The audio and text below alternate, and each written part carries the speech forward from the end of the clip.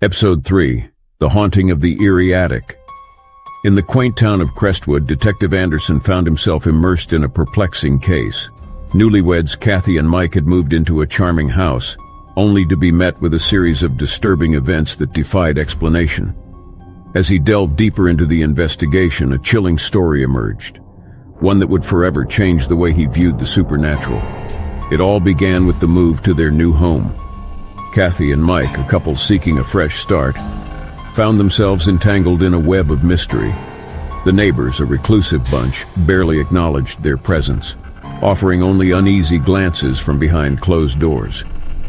The first clue was the nightly screams that pierced the silence at exactly 3 a.m. Multiple witnesses attested to hearing the blood-curdling cries, their faces pale with fear. It was a pattern that had become the backbone of the investigation. Eerie, unexplainable, and utterly unnerving. As Detective Anderson spoke to the townspeople, he uncovered a trail of unease that led him to the neighbors, the ones who had shared the closest proximity to Kathy and Mike's home. Their accounts were consistent. The screams, like anguished wails, resonated every night, leaving a haunting imprint on their minds. The detective's investigation soon led him to the home's history. Local records indicated that the house had been the site of a mysterious disappearance years ago. A woman named Eleanor Roberts had vanished without a trace, leaving behind a community rife with speculation. Rumors of her involvement in the occult had circulated, but no concrete evidence had ever emerged. As Detective Anderson examined the house, he discovered something that sent a shiver down his spine. An old, rickety attic accessible through a narrow staircase. It was a space that seemed untouched by time, filled with dusty relics that told a story of their own.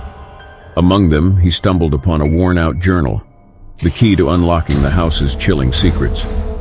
The journal belonged to Eleanor Roberts herself.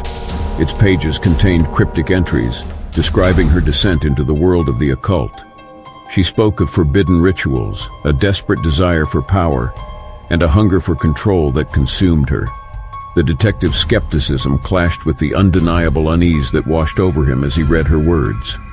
Eleanor's journal detailed her experiments with summoning dark entities and her attempts to communicate with the other side.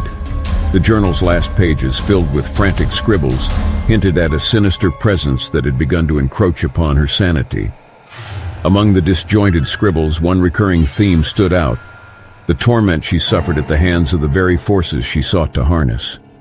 Her sanity seemed to crumble as she documented her struggle against an entity that seemed intent on possessing her. She described sleepless nights filled with anguished cries that emanated from the darkness itself. It was in these descriptions that the detective found the crucial connection. As the entries spanned over time, he noticed a pattern emerging.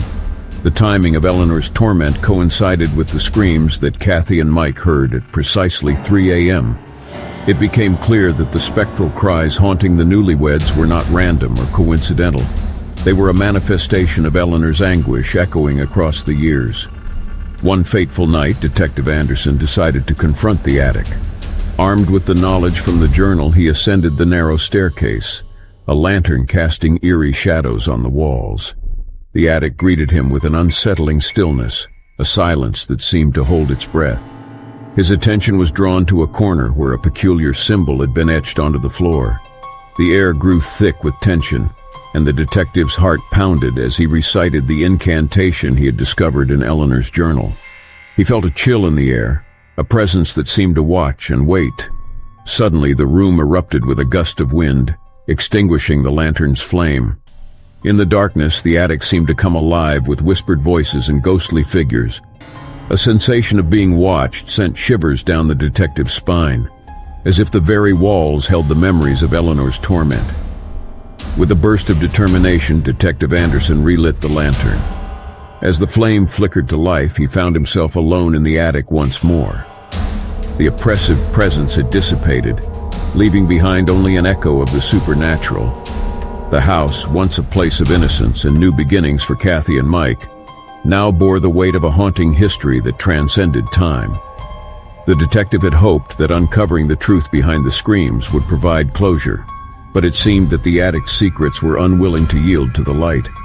The journal's pages, while shedding light on Eleanor's torment, held no definitive answers about the malevolent entity she had struggled against.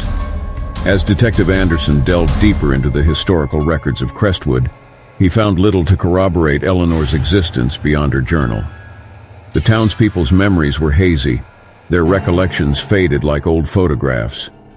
It was as if Eleanor's presence had been intentionally erased from the collective memory, a chilling thought that left him grappling with the notion that the supernatural forces at play were more insidious than he had initially believed.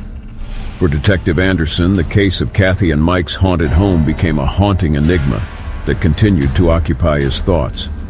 The questions outnumbered the answers, and the attic's secrets remained tantalizingly out of reach. He couldn't help but wonder if the malevolent force had truly been banished, or if it lay dormant, waiting for an opportunity to resurface.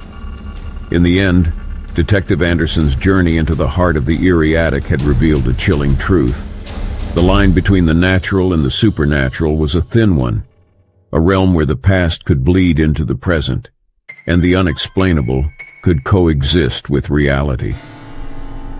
As he left the house behind, he couldn't shake the feeling that he had glimpsed into a world beyond his understanding, forever changed by the haunting secrets that dwelled within the attic's walls.